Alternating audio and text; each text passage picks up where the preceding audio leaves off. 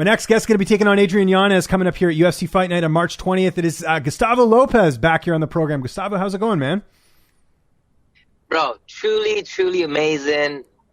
Haven't felt any better. The happiest and the best in shape I've ever been in my life. Excellent. Anything different for that, or is it just you're in a good spot right now?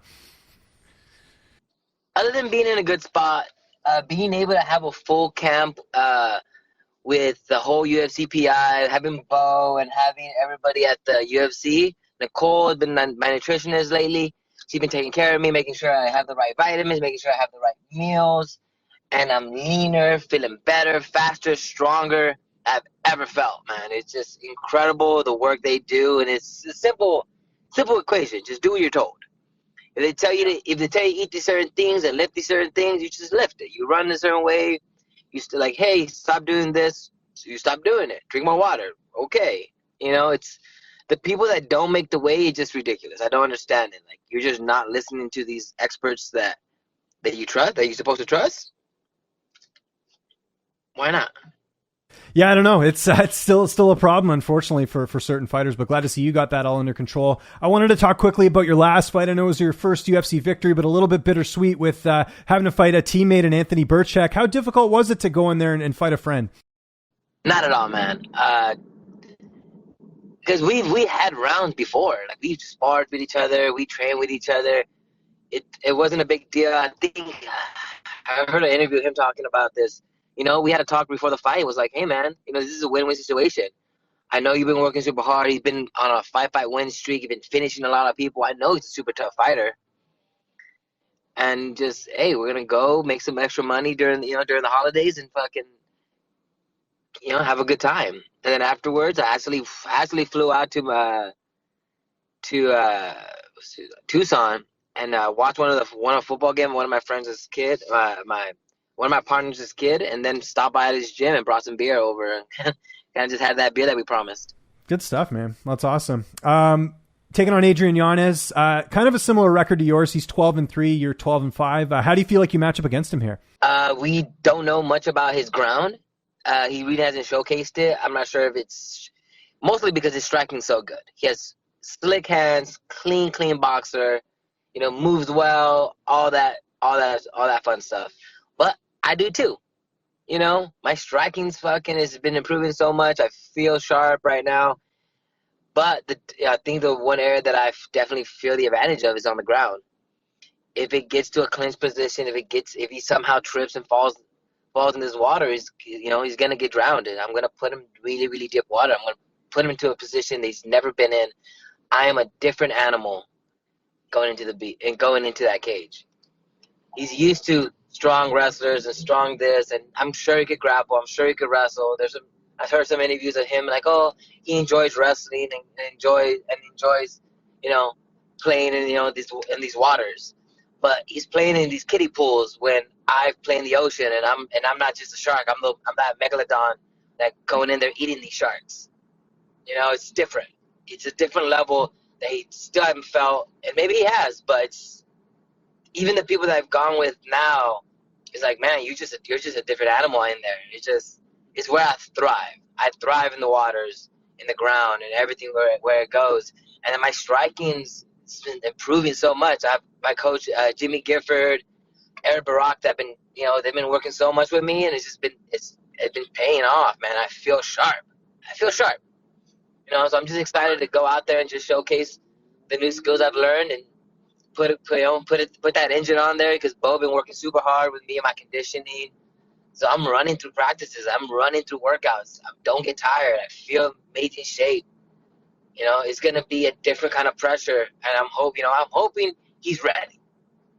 I don't want to go in there and smash this kid. I want to go in there and fucking demoralize this guy. It's not gonna be I want to go in there and just fucking, next time he asks like, oh, you want to fight Gustavo Lopez again? The answer is gonna be no. The answer he's gonna get from if he wants to fight anyone from Extreme Couture is gonna be no. Our work ethic, the way Eric runs our practices, the way we all work together, all the coaches, it's phenomenal, man. It's that mindset that we go in there, we burn the boats, and we go out there and we're gonna take over. Who have you mainly worked with for this camp in terms of training partners? We got Boston Salmon that has a really good striking. Got some more guys. Kai, one of the new Hawaiians that moved from Hawaii to Extreme Couture, another slick boxer. And then we have all these other guys that just been, all these other guys that just not really that well known, but they're truly amazing. Navides, and we all know what kind of a legend he is. And then, we have Sterling at Extreme Couture. So we got incredible guys, the number one contender, and then Joe B, we all know how great he is. So we have an amazing stable here at Extreme Couture, and just blessed to have the opportunity to learn from these guys and just work together to just become better. How cool is it seeing your buddy Julian Arosa pick up a win a few weeks ago? He's really found his groove in the octagon. Man, he is sharp. Something just clicked on him, and he's always been great. But now he just, like you said, he's putting it all together, and he's looking sharp, man. He's looking sharp. And he always had an engine on him, too. So it's like, I'm super happy and super glad of my teammates. This last weekend when Casey and all the other guys, and that's like some couple friends of mine that are not from a single tour won, I get so excited and so happy to see my friends succeed. It's pretty awesome the way it is that, it doesn't matter if you're Extreme Couture, if you're a part of my life and you're a part of like my journey. I thrive in seeing my friends and my people that have a connection, but win fights. So it's super exciting to see that and see them win, and it just gives me more motivation to work harder and just going out there and get these W's. Just one more thing on training. Obviously, you mentioned Sterling. Was Merab there as well? Because obviously you guys fought each other. Did you get to train with him at all? Yeah, we got some rounds in too. We got some wrestling rounds actually a couple weeks ago. So it's funny. After we wrestled, he's like, we were just joking around, but he's like don't ask for a rematch, and and I'm like, I know. Yeah. Because he felt me. He felt my pressure, and he felt my my endurance now, and it's like, wow, it's a big difference. Getting me on a 20-hour notice when I have to cut 17 pounds, when I have a full camp and feeling amazing. He's like, wow, And there's like a little bit language barrier between us, but still, I love Rob. Rob gave me the opportunity. I was going to say, I could see you guys getting along. You guys are both pretty nice guys, just knowing both of you, so I could see you guys getting along. Immediately the first time he got to the gym, I fucking shook his hand, got a picture with him. It's like, it's no hard feelings. It's a job. We go in there, we fight each other, fucking, it's done. He easily could have said no to me. He easily could have been like, oh, it's a little bit tougher fight. And I wouldn't be here. So thanks to him, I'm in the UFC. I got the opportunity to be able to work with all these amazing people at the UFC PI.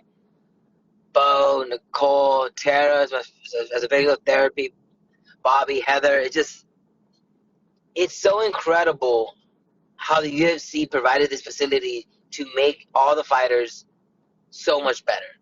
And they're investing in the fighters and investing in their market, and they're investing in their group of fighters, because everybody has the opportunity to go in there and use the facility. You just got to take advantage of it. And the people that don't, is like, why not?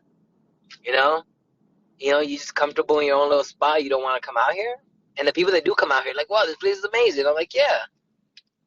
Sterling understood that, and now he moved down here, bought a house, and now he's training here because he knows how much of a benefit it is to be able to have the UFC PI and having all these amazing people that all they want to do is help you be better. It's incredible. How's this fight playing out on March 20th? I go in there and I stop him. Yeah. Done. Okay. Early, late, or how do you see it going? I don't know, man. I really don't know. We're gonna see. We're gonna see how. Wait to see what happens. We're gonna see what happens. But I'm gonna put in the pressure. He's as far as we know, this guy, he loves to come forward. I'm like, perfect. Come over here. So we're gonna go meet in the middle, and we're gonna swing some leather, see what happens, man. And who never knows? It's a fight. Anything can happen. But I've been working super hard to get these little notches out of the way, to get these mistakes to not be made. So I'm excited for this, man. I'm super excited. I feel great mentally, physically, emotionally. I feel amazing right now, man. I've never felt any better in all aspects of my life. So I'm excited to just showcase it. Before we go, I don't know if I've asked you this before. Are you a Seattle Seahawks fan at all? Yes, I am. Are you getting worried about this Russell Wilson talk? Like, he's talking about wanting to get traded. Like, I'm getting a little nervous, man. I'm a Seahawks fan as well. And like, I don't know, like, is it time to move on? I mean, that's a tough contract to move. I don't know. I'm getting a little nervous. We'll find out and see, man. Again, we can't decide. We can't decide on, of course, we love what Russell. He done an amazing job with the Seahawks. But, at the end of the day, it's about being happy. And if he decides to go somewhere else to benefit his family, you can't blame the guy for that. Yeah, I agree with it. Looking forward to this fight, man. March 20th, UFC Fight Night. Gustavo, always appreciate the time, buddy. Just remind people where they can get a hold of you on social media, and if you got any sponsors or shoutouts, I'll give you the last word. On social media, I just want to you can find me on Gustavo 11 Lopez, all the Instagram, Facebook, all that, Twitter, they have it all there. I want to be a big thank you to Real Water, Rockwell. I want to be a big thank you to my Don, one of my hypnotherapists he goes into my mind. I know Don. And, Yeah, that's awesome. I didn't know you worked with him. Don, yeah. We have done some sessions that actually changed the way I think, and it's actually improved my life so much. Anyone that's ever had an issue mentally, highly recommend you go out there and check him out, man. He is phenomenal with his work. He understands how the way the brain works and how, that, how does they call it? That's, He helps you find the right tools to kind of get the visualization going, I'm guessing, right? Yes, man. Yes. He does an amazing job, and I'm super grateful for him. So, big shout out to him. He's just been truly amazing. So I actually got in a session with him, this Saturday. So, we just fine tuning this little thing, man. I've been feeling sharp. 8 weeks out of this fight, we did that whole cardio thing, the VO2 max, and I was in shape 8 weeks ago. So this whole been 8 weeks we haven't been actually going harder. We actually been toning it down and just sharpening the blade, man. Sharpening the blade, making sure the muscles feel good, everything feels great, and we're just fine tuning this. So by the time March 20th comes in 2 weeks, 16 days away, we're gonna go in there, we're gonna slice this guy's neck and go home.